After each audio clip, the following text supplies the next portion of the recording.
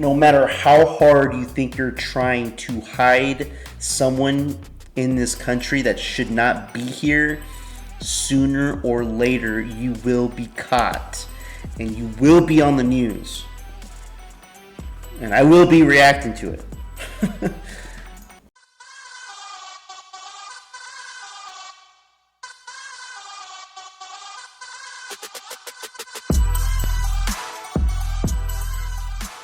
Smith in New York, and This is America reports that today's arrest of a judge marks the second such case in the last 24 hours. A former New Mexico judge and his wife were taken into custody yesterday.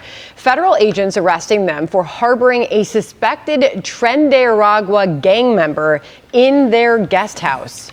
For more on all of this, we are honored to have in the new U.S. Attorney General, Pam Bondi. It's good to talk to you, Pam. Good to talk to you. So let me read a little bit from the criminal complaint here. And Judge Dugan says, despite having been advised of the administrative warrant for the arrest of Flores Ruiz, Judge Dugan then escorted Flores Ruiz and his counsel out of the courtroom through the jury door, which leads to a non-public area of the courthouse. A foot chase ensued. The agents pursued Flores Ruiz for the entire length of the courthouse and ultimately apprehended him. According to this complaint, Judge Dugan was visibly angry that ICE was there to arrest Flores Ruiz, even tried to kick the deportation agents out of the courthouse. Yeah, and to set the stage for you and Sandra, this was truly horrific.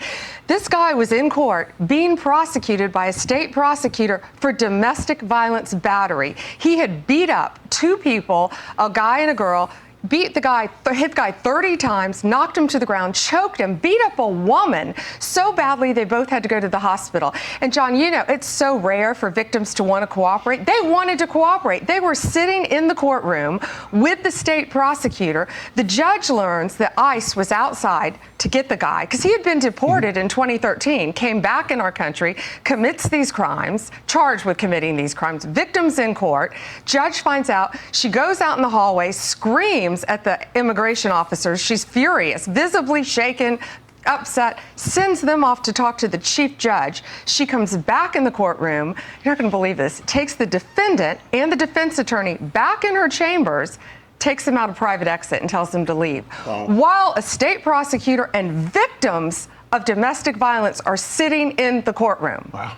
You know, Madam Attorney General, great to have you here, and thanks for coming back on America Report. So we remember these words of Tom Homan, the border czar. This was...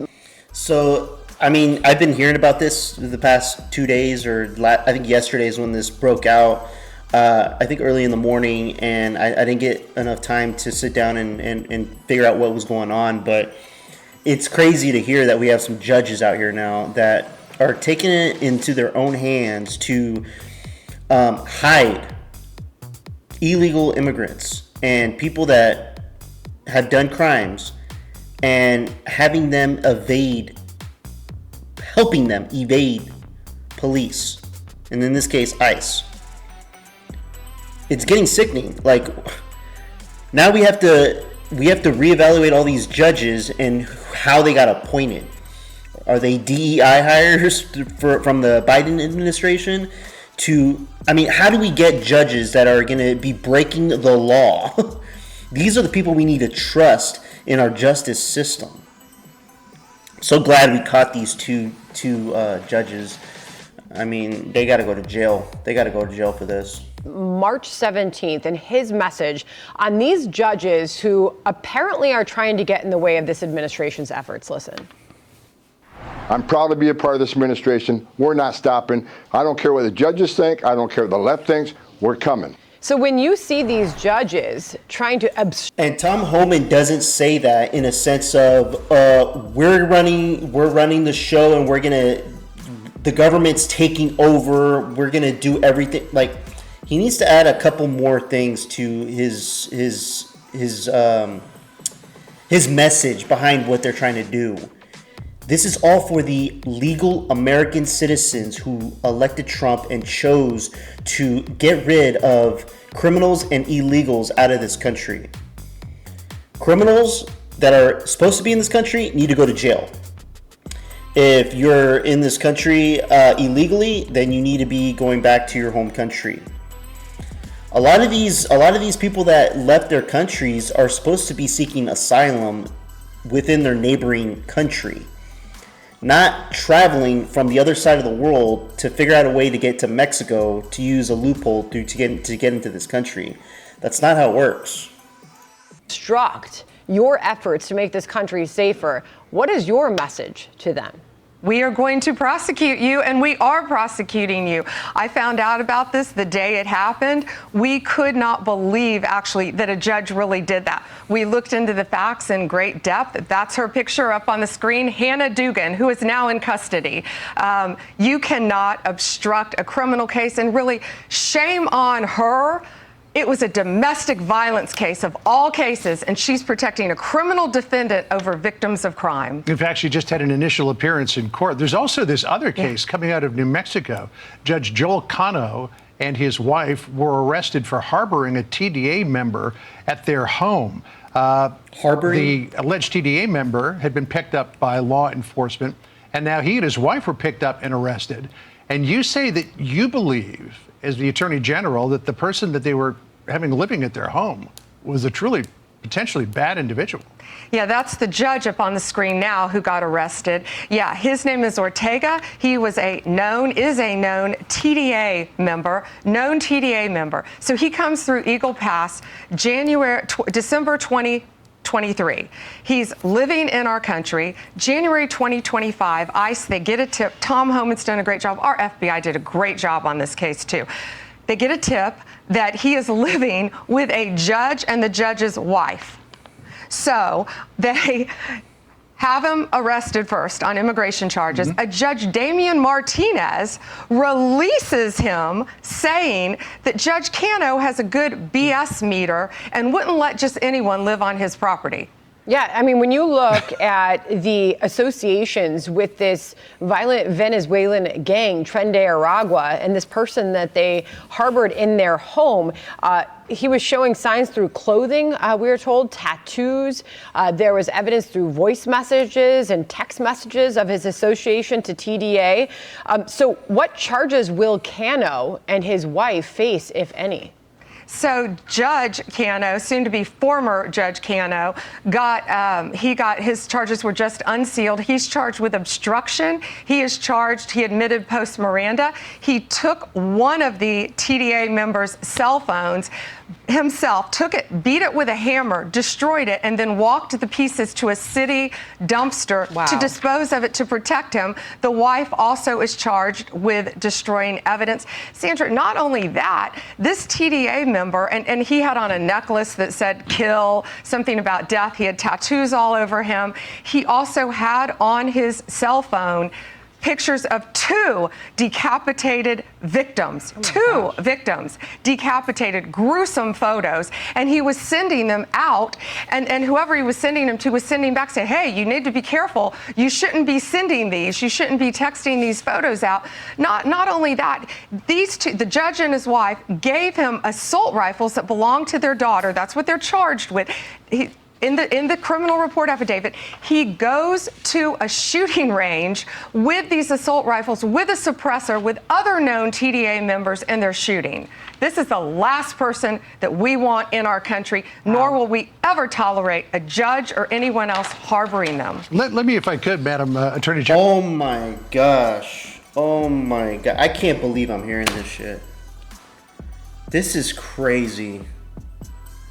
This is getting out of hand. This is crazy, guys. I'm all for, we the people, we run this country, and we tell our government, we elect who we want to run this country, and we tell the government what to do, the people.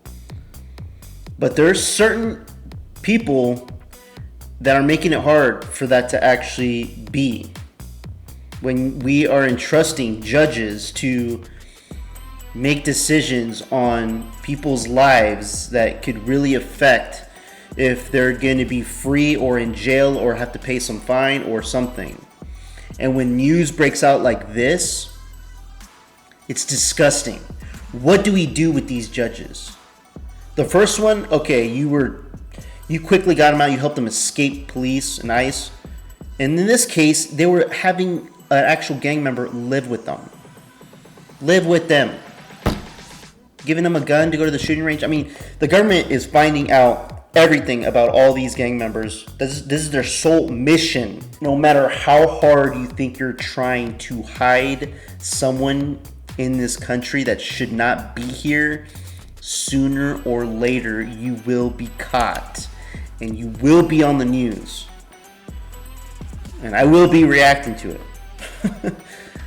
General, we'll come back to the Wisconsin case and Judge Hannah Dugan, because in allegedly letting the perpetrator and the attorney out through a non-public exit and allowed them to get out in front of the building, we had a situation where we've seen that I know Tom Homan was complaining about in Colorado, where there would be no transfer of a defendant from a jail to ICE custody on a detainer request in a way that was orderly and protected public safety. They would dump them off in a parking lot, and then ICE would have to chase them around with the DEA or whatever, or FBI, and pick them up. This ended up in a foot chase in public sight. It says here, a foot chase ensued. The agents, and this was a DEA agent and an FBI agent, pursued Flores Ruiz for the entire length of the courthouse, ultimately apprehended him near the intersection of West State Street and 10th Street. So the judge apparently has created a situation here where you have a public foot chase.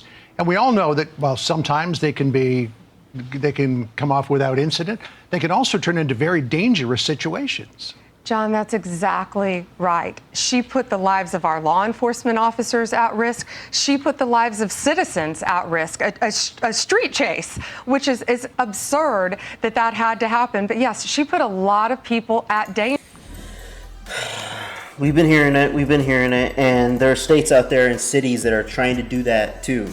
They're trying to harbor these illegal immigrants, and because a lot of people throughout the years, you have connected with people that have came into this country illegally.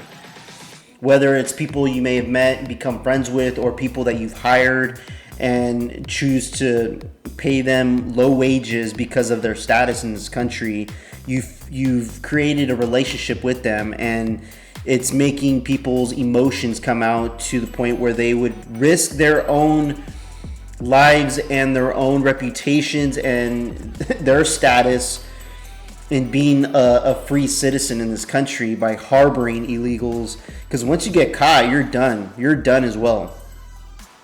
You've helped try to secure these people when the law is looking for them. Everybody knew this was going to happen, and we knew also that there were going to be people in this country that were going to help, secure them in places. A lot of the sanctuary cities, that's what they were trying to do. The majority of the American people don't want that, don't want this. They're tired of seeing more things on the news saying, oh, another innocent American life has been taken because of this illegal immigrant that has been deported 3 times out of this country and keeps sneaking back into this country because we've allowed a broken system to allow him to come back in. It's only until someone that is helping these type of people, it affects them personally, and they lose a loved one or their husband or wife or daughter or son, and then they start to care. By that time, it's too late. Let me know what you guys think in the comments below. Like and subscribe. I would appreciate it. Till next time, peace out, everybody.